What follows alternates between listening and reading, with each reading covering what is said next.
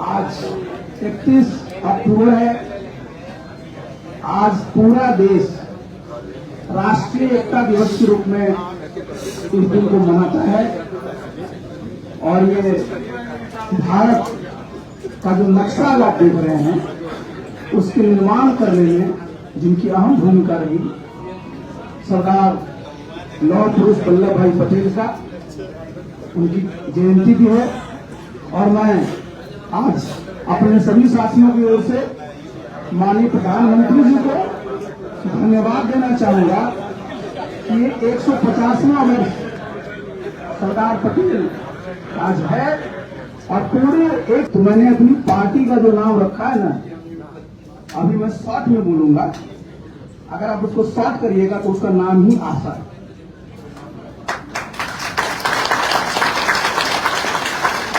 Party का नाम आशा है और अगर पूरे नाम पर जाएंगे तो जितने लोग हैं हमारे यहाँ जो बाहर है पूरे देश में है, तो आशा का जो फुल फॉर्म है आप सबकी आवाज। और अगर आप अंग्रेजी में लेंगे तो ASA। आशा बहुत लोग कह सकते हैं कि आशा में स का अलग होता है, लेकिन हमारा तो बनेगा होगा, तो हमारी पार्टी का नाम ही। आप कहेंगे कि आपकी पार्टी का झंडा क्या होगा, तो हमारी पार्टी का झंडा एक तो ये होगा आयताकार और 3 रंगों का होगा। सबसे ऊपर हरा रंग होगा, बीच में पीला रंग होगा और सबसे नीचे नीला होगा। ये हमारे पार्टी का झंडा होगा और बीच में जो पीला रंग है उसी में जब चुनाव आयोग हम लोगों को जब चिन्ह आवंटित कर देगा तो वो बीच में काले रंग में अंकित होगा।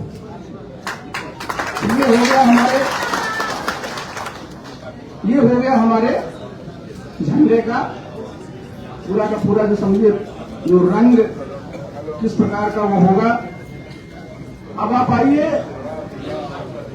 कि ये पार्टी जो होगी तो हमारी पार्टी का जो संविधान, वो पार्टी का संविधान और पार्टियों के संविधान से कैसे अलग होगा, ये मैं 2-3 बातें इस पर कह देना चाहता हूं।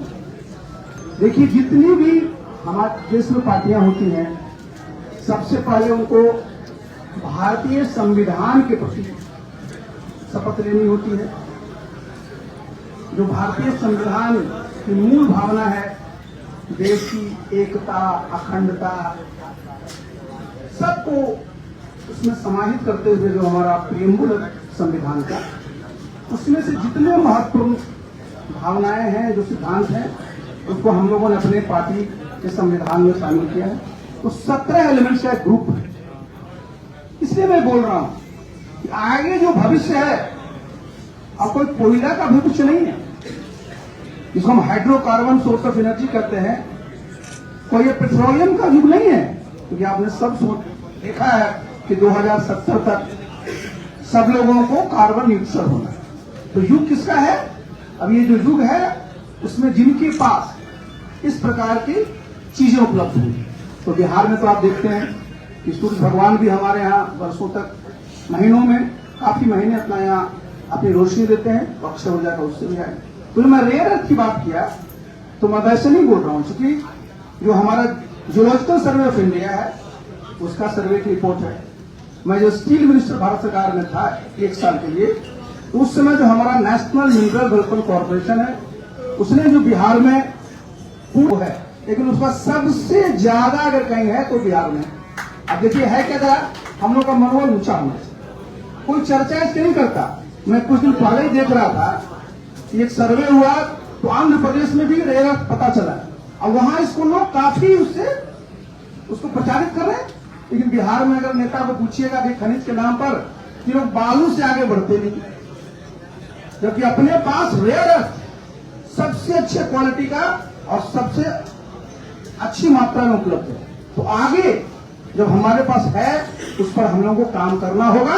और भविष्य बिहार का सोना, आप सब जानते हैं, हम लोग पढ़ते थे तो कोलार फील्ड था कर्नाटका में, जहां सोना मिलता था, खदाई, और वहां भी खुदाई बंद है। अपने देश में कहीं सोना की खुदाई नहीं चल रही। पूरा देश में जो सर्वे मैंने कहा आपको, आर्कियोलॉजिकल सर्वे ऑफ इंडिया ने, ये जियोलॉजिकल सर्वे ऑफ इंडिया ने किया और हमारे एनएमडीसी ने किया, तो ये जान करके सब बिहार वासियों को, देशवासियों को प्रसन्नता होगी कि बिहार में एक नहीं 2 जगहों पर सोना का कूट खंडार मिलने की संभावना है। और वो कहाँ है? आप जेठियन आप जानते हैं, जहाँ की गया, नवादा, नालंदा का बॉर्डर मिलता है। अब जमुई जगह का नाम ही सोनो है। इस पर काम करने की है। और देखिए हम लोगों का क्या संकल्प होगा बिहार के लोगों का। कभी भी बिहार पीछे नहीं था। बिहार आप जानते हैं ये सत्ता का केंद्र था। कई 100 वर्षों तक दुनिया में हम लोगों ने शासन किया था, तो बिना संसाधन के। लेकिन आज सब चीज में हम पीछे रह जाते हैं, आगे हम पीछे नहीं जाने। तो आगे क्या होगा? जब सोना है, अगर मैं दावा तो नहीं करता, लेकिन निश्चित रूप से अगर मैं आगे और मैं मंत्री रह गया होगा तो अब तक काम शुरू हो गया। स्तर पर होगा, पंचायत स्तर पर होगा और बूथ स्तर। आप सब जानते हैं कि मैं एक दल का राष्ट्रीय अध्यक्ष था, तो मैंने उस पार्टी का प्रयास किया था बूथ स्तर पर ले जाने। तो अब तो चूंकि अपनी पार्टी बनाए हैं, तो हम लोग इस पार्टी को और जो सदस्यता अभियान सामान्यतः जितनी पार्टियां हैं, हम मिस्ड कॉल के माध्यम से मेंबरशिप का होगा। नंबर जो है इसका हम लोग आपसे रिलीज करेंगे। नंबर जो है वो हमारे पास नोट कर लीजिएगा, वो आपको 910 है, 218 है, 6666 नंबर है। और इस पर आज हम लोग इसका ध्यान शुरुआत करेंगे। ये तो हो गया हमारा सिस्टम। अब दूसरी में जब आप डालेंगे, सामान्य पार्टियों में क्या होता है, कोई एक्टिव मेंबर बनना चाहता है 25 मेंबर बनाने को। हमारे दल में 10 मेंबर बनाने वाले को लोग एक्टिव मेंबर बना। जो एक्टिव मेंबर बनते वही पार्टी का पदाधिकारी है। तो जो मिस कॉल करेंगे उसमें उनका लिंक आएगा, जाने में उससे अपना अवकाश भी बना सकते हैं, परिचय पत्र भी निकाल सकता है। और हमारा जो एक्टिव मेंबर का है उसमें हम लोग एक नंबर देंगे, रेफरल नंबर रहेगा, उसके माध्यम से वो अगर एक्टिव मेंबर बना लेंगे, जिसका भी लिस्ट हमारे पास। इस प्रकार हम लोग मेंबरशिप का ड्राइव चलते हैं। और मेंबरशिप का ड्राइव चलाएंगे, जब हमारा मेंबरशिप नहीं बन जाएगा तब तक हम लोग जितने भी हमारे महत्वपूर्ण पद है उस पर पदाधिकारियों को जब हमारा मेंबरशिप ड्राइव हो जाएगा तो हम लोग चुनाव करेंगे संगठन का। संगठनात्मक चुनाव होने के बाद हम लोग अब आप आइए कि भाई जो हमारा काम करने का जो तरीका होगा, तो काम करने का तरीका हम लोग का वही होगा कि हम लोग जनता से पहले जुड़े रहेंगे, फिर जुड़े रहेंगे। और सब साथियों को हम लोगों ने यही अपना इन बात को रखा है, समझाया भी और समझते भी हैं। इस पार्टी को कभी भी किसी भी कीमत पर मजबूत होने के लिए जितना भी आपको परिश्रम करना पड़े वो सब करें। आज मैं बता दूं, लेकिन मैं जब मीटिंग करते रहा था तो बिहार में आप जान रहे हैं 243 विधानसभा सीटें। आज की तारीख में हमारे पास 140 सदस्य हमारे पास हैं जिन्होंने अपनी इच्छा जताई है चुनाव लड़ने। तो 2025 का जो चुनाव होगा उसमें हमारे साथी जो मजबूती से लड़ना चाहते हैं वो चुनाव लड़े। तो हम लोगों ने ये देखिए, ये पूरा का पूरा पॉलिटिक्स क्या है, राजनीति है क्या, इसकी जितनी परिभाषा पढ़ लीजिए। लेकिन हम लोग जो पढ़ते आए उस जमाने से ही कि राजनीति सत्ता का संघर्ष है। और सत्ता में आप क्यों आना चाहते? सत्ता में जब तक आप नहीं आएंगे तो जो आपका विजन है, जो आप पूरा करना चाहते उसको प्राप्त नहीं कर। जब आप सत्ता में आएंगे, जो भी आपने अपना लक्ष्य रखा, आप देखिए कितना खराब लगता है कि देश में प्रति व्यक्ति आय 1,82,000 करीब 2 लाख करोड़। बिहार में प्रति व्यक्ति आय 54,000 से 7,000 के बीच में। आप समझिए जरा इस बात को। एक समय था जब देश आजाद हुआ तो उसमें देख लीजिए कि हम लोग क्या स्थिति थी। आप आगे देखिए, प्रधानमंत्री जी का सपना पूरे देश के लोगों को सोचे कि 2047 में जब 100 साल पूरा हो जाए तो बिहार भी विकसित प्रदेश बने, जब देश विकसित राष्ट्र बनेगा। तो आप सब मीडिया के साथी आप जानते हैं अनुमान क्या है कि 2047 तक जो करीब करीब 2 लाख प्रति व्यक्ति आए हैं वो 15 से 16 लाख हो अगले 22 साल। तो बिहार में जब सोचिए कि आज हमारा 54,000 से 60,000 के बीच में है, तो आप समझ लीजिए कितना मेहनत करना पड़ेगा। 30 गुना लोगों की आमदनी बढ़ानी पड़ेगी। और आमदनी कैसे बढ़ेगी? आमदनी बढ़ेगी जब आप निवेश करेंगे इस क्षेत्र में, जितने हमारे जो कृषि का क्षेत्र है, ऊर्जा का क्षेत्र है, और ये पूरा का पूरा जो हमारा जो उद्योग के बारे में मैंने चर्चा की। तो एक बात मैंने चर्चा की थी हाइड्रोजन के शुरू में, तो आपको पता है कि अब जो है आगे जब हाइड्रोजन एक मुख्य स्रोत होगा तो बिहार में जल की कमी नहीं है। हमारे यहाँ पूरा का पूरा जल का इतना संसाधन है। अच्छा हमारे पर ऊर्जा होगी तो इलेक्ट्रोलाइसिस प्रोसेस से हाइड्रोजन का निर्माण हम लोग कर अपने यहाँ 2-3 और मुद्दे हैं जिनकी मैं चर्चा करके आपको समाप्त करूंगा। एक आप सब लोग जगह देखते हैं तो हमारे शिक्षा का क्षेत्र, जो हमारे शिक्षक हैं, जो हमारे छात्र, मैं देखता हूँ हम लोग पढ़े, गांव से पढ़े, मेरे पिताजी शिक्षक रहे, गांव से पढ़ करके जब कोई आरक्षण नहीं होता था उस समय हम लोग आयुष बने, कोई ट्यूशन कहीं नहीं, वही शिक्षक पढ़ाते थे और सब पर। आज आप देखिए यहाँ क्या होता है शिक्षा विभाग में, रोज उनका टाइम ही टेबल निर्धारित होता रहता है कि 9 बजे आना है कि कितने बजे जाना है। बच्चा है उसका काम क्या है? ज्ञान अर्जन करना। बच्चे कितने देर तक अपने ध्यान को लगाए? अब उनको अगर लंबे देर तक रखिएगा स्कूल में तो पढ़ने में ध्यान लगेगा।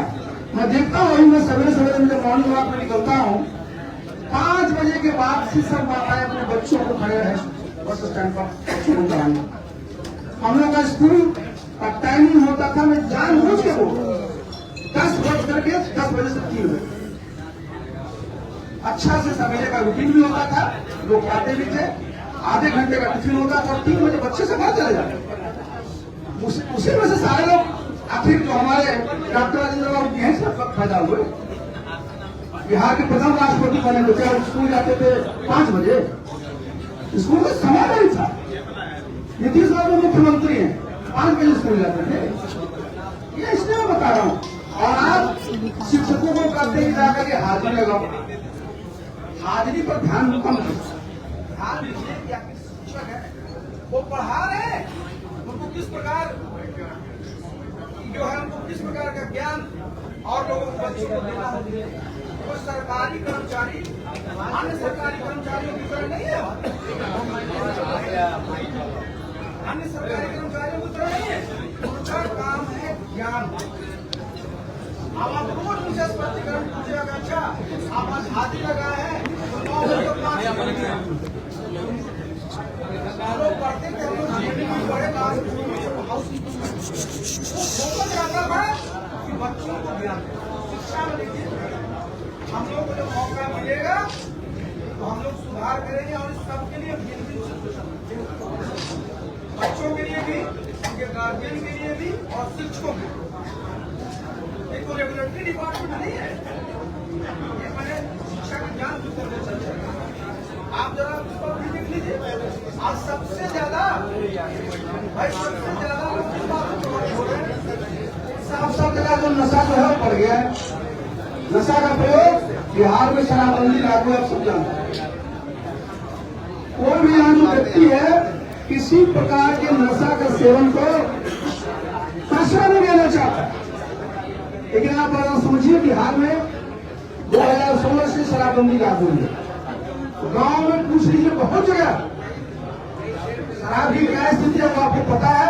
लेकिन सबसे जो खराब चीज हुई है कि नशा के जो और भी जो साधन है उसका बच्चे से आजकल और भी लोग उसका सदुपयोग कर रहे हैं या दुरुपयोग कर रहे हैं, वो गलत मामला है।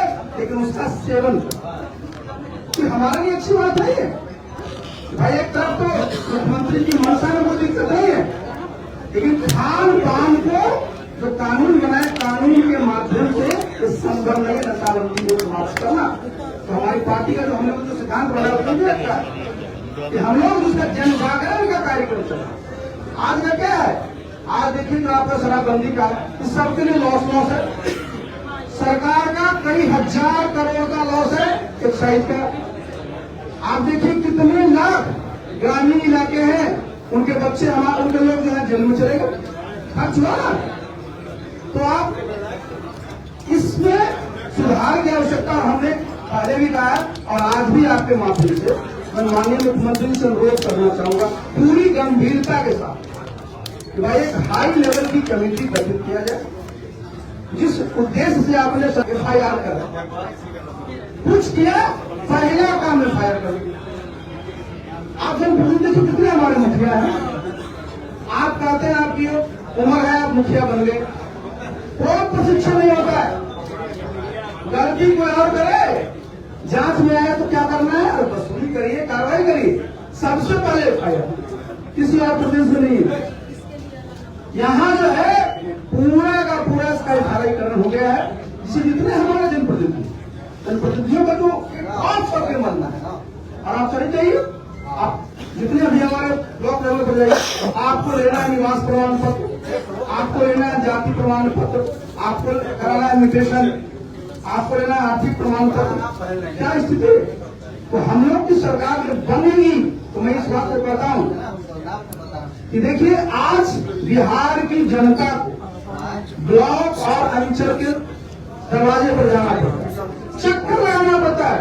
जब आप घर घर जातीय जनगणना करा के उनको बता सकते हैं, हर एक घर में वोटर ID कार्ड हो सकता है, उसके सरकार के जो हमारे कर्मचारी हैं वो क्यों नहीं हर एक साल के 31 मार्च तक प्रत्येक लोगों को ये जो जितने तरह के सर्टिफिकेट है उनको घर पर पहुंचाना मंजूरी किया जाए। आप चर्चा करके भ्रष्टाचार का वो अपने हाथ में। और एक बात और साथियों, आप जानते हैं कि मैं जब संगठन चलाता हूं तो हम दूसरों से बहुत ध्यान दें कि समाज के जितने आप बिहार में भी जातीय जनगणना हुई 215 जातीय जनगणना हुई। हालांकि अगर आप देखिएगा एक जगह बनिया लिखा हुआ उसमें 19 जातियां हैं, तो जो 19 जातियों के अलग से गणना नहीं आपने किया, बनिया में डाल दिया, फिर अलग सब समाज को डाल दिया। लेकिन मैं उसको ही लेके चलिए, आपको जरा जान करके आश्चर्य भी होगा, पीड़ा भी होगा कि सिर्फ अपने बिहार में 25 ऐसी जातियां हैं जिनकी आबादी 1% से ज्यादा, बाकी 190 जो जातियां हैं उनकी आबादी 1% से कम है। 100 से भी 2 जाति की आबादी कम है। अगर आप देखिएगा 10,000 तो 75 ऐसी जातियां हैं जिनकी आबादी 10,000 से कम है। हम सबसे क्यों करें इस बात? क्योंकि जितने भी दल हैं अपने संगठन में स्थान देने में, टिकट देने में किनका ख्याल करते हैं? जिनको लगता है कि भाई की, तो हम लोग इन्होंने निर्णय लिया क्योंकि हमारी जो पार्टी होगी इसका एक होगा सर्वसमावेशी और सर्वस्पष्ट। तो हम अपना जो प्रकोष्ठ बनाएंगे इसकी संख्या 64 से 65 हमारे आबादी होगी, जिनकी 5 लाख से कम आबादी है, जिनकी 10 लाख से कम आबादी है, जिनकी 1% से कम आबादी है, इनके लिए भी अच्छे अच्छे नाम जोड़ करके उनको भी हम लोग जोड़ेंगे, जिससे कि सब लोगों को लगे कि भाई ये पार्टी में सब साथ। एक मिनट कि बिहार को मजदूरों की मंडी हो गई, बाहर हमारे लोगों को भटकना पड़ता है, जितने तरह का इंफ्रास्ट्रक्चर है और प्रदेश में जाता है तो देखता है कि सब बहुत अच्छा बना। यहाँ किसी चीज की कमी नहीं है, कमी तो है किसी की जो विजन की है, सोच। तो हम सब लोग मिलकर करके एक ऐसा बिहार बनाएंगे जो बिहार का सब लोगों के लिए गौरवशाली है। इतिहास तो था ही गौरवशाली। बताइए कौन सा ऐसा देश है, जी प्रदेश है जहाँ एक नहीं 4 उस जमाना छाई है, उसको लेकर के हमको आगे बढ़ना है। तो साथियों, आज चूंकि दिवाली का दिन है, मुझे भी और कई जगह जाना है, आप लोगों को भी जाना है, और ये चूंकि आज पार्टी की घोषणा करनी थी तो हमने आज आपको दिया।